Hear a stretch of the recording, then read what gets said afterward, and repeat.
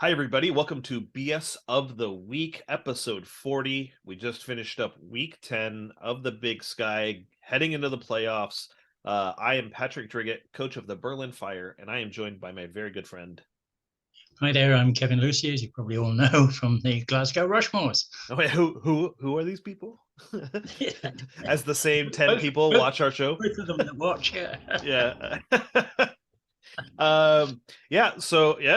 Let's get right into it. Kev, what do you have for highlights from week 10? Okay, well, last week, if I start with the LFC first, Hmm. last week what we said is the Phoenix had to win and they had to overturn a 44-point deficit, and they also had to hope that the Rhinos lost. Hmm. Well, give Ian his due. He did, in fact, win. And he beat the 8-1 Weasels, which in itself is no mean feat. Hmm. So the big question was, did the Rhinos lose? And if they did lose, did they lose by 37 points or more? And the big answer is no, they didn't lose. They won quite comfortably 31-3. They ran out 31-3 winners. So, in fact, the Rhinos go through to the playoffs. The only other game, really, of any, I don't mean disrespectfully to any of us, but the only other game with any real meaning was a bit of a surprise one, which was the Sharks, who decided to, um, they were concerned about injuries to their Hmm. players. So they played a slightly weaker team. And there's a saying in football, or soccer, as you guys across the pond would call it, that basically says winning is habit forming. And what Ben did is he actually lost and has come off a 5-game winning streak. Hmm. Not only that, but he also picked up an E injury to his left end. Hmm. So I'm not really sure whether the experiment worked or not, because he's now sitting with an outside back and an outside linebacker, an inside linebacker, both with C injuries, and his left end has now got an E injury going into his game with you. So I'm fascinated to see how he copes with your running attack. But that was basically what happened in the LFC. Moving across the PFC, again, last week we said the Stormers had to do the business, they had to win, and they had to hope that the Generals and the Maroons both lost.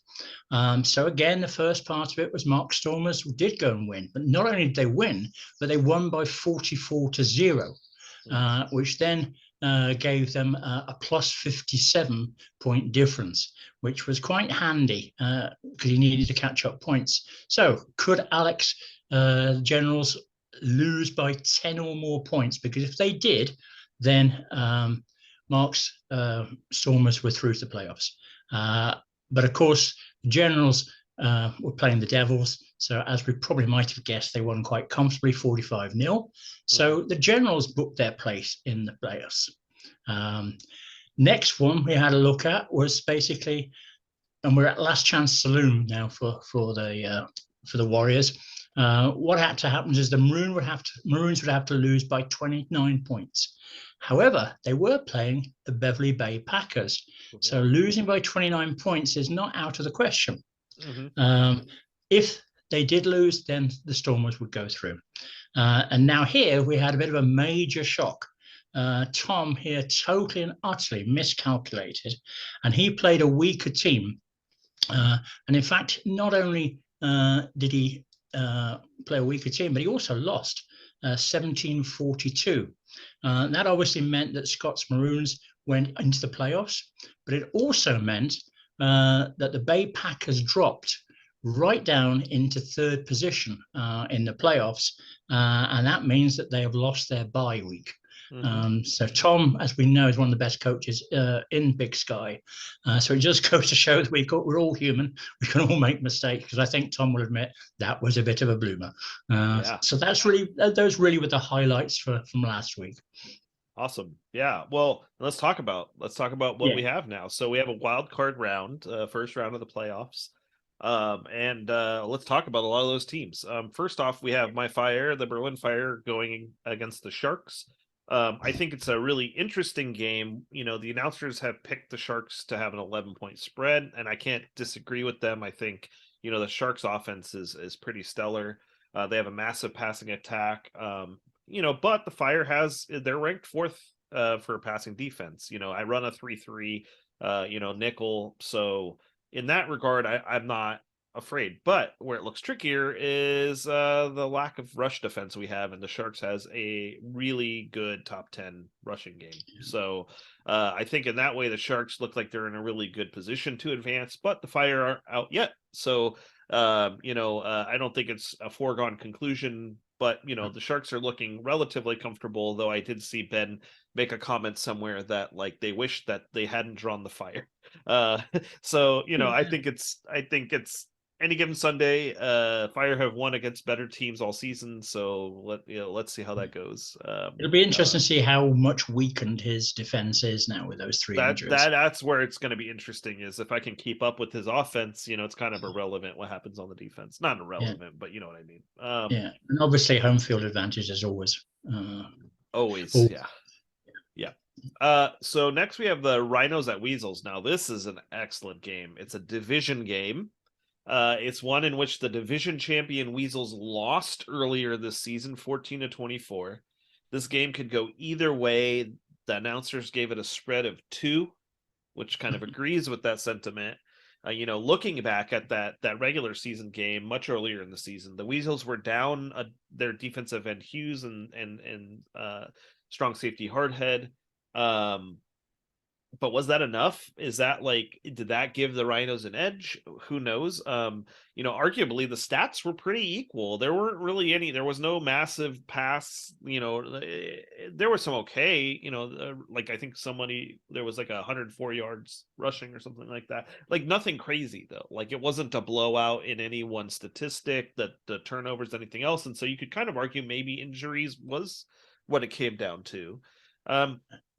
And if you give it that, if that is something you subscribe to being a primary cause, or at least one of the primary causes, this time the Rhinos are a bit more banged up than the Weasels. So it's kind of a swap of that idea. It's not much. The Rhinos have more injuries, but a couple of them are just Bs, so it's still playable. But is that the edge the Weasels need to move on? They are, they're 8-2, they're looking pretty good. Feels like the Weasels might have the slight advantage if we use the kind of that other game as the litmus test. And so that'll be an interesting one. I don't know if you have any thoughts on this one, Kev. Yeah, well, I think one of the other things would be that the Rhinos were at home in the other game. That's true. Yeah. And they're away at this game. Yeah. So that could also have a factor as well.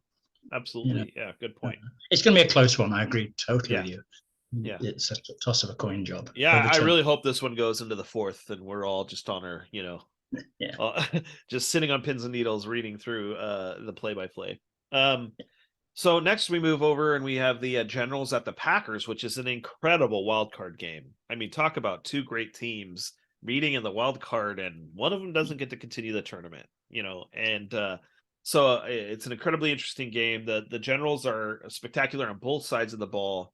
The Packers have the number 1 offense, but the worst pass defense in the league. So unfortunately for the Generals, though, who will be looking for an opening, their great offense is bolstered by the running game, and their pass offense is pretty anemic, which would be where most teams would go against the Packers, but that's not where they're strong. So I think in that regard, not a great matchup on paper, right? I think this game is honestly a coin toss, and I'm excited to see how it plays out. I think similar to the Rhinos Weasels, it's a coin flip. It's just I would give the edge to the Packers for being at home, and just the matchup isn't right for where you would exploit a weakness. But who knows? With good game planning, sometimes you can kind of flip that on its head. So, but that's where I'm at on that one.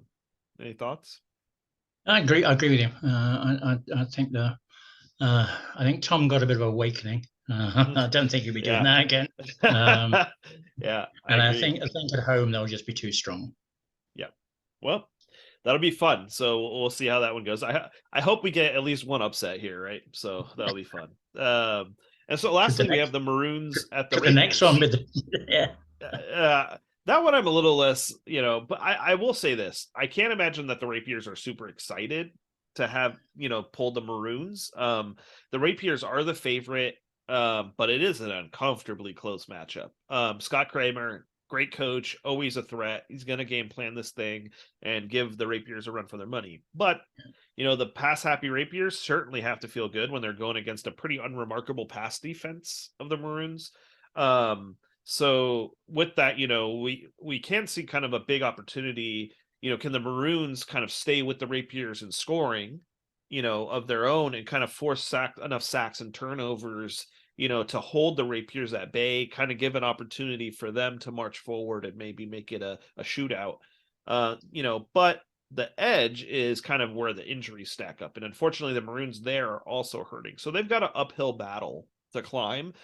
So no matter how good coach, Scott is, he's got his work cut out for him. And it's not like Phil's not doing his own game planning with a strong offense. So I do predict the Rapiers to win, but it feels like they're in for a brawl and they're going to have to earn it for sure. Like you're not going to sit back on any defaults this time. So that'll be an interesting game to watch. Yeah, I mean, Phil's going to certainly chuck it in the air, that's for sure.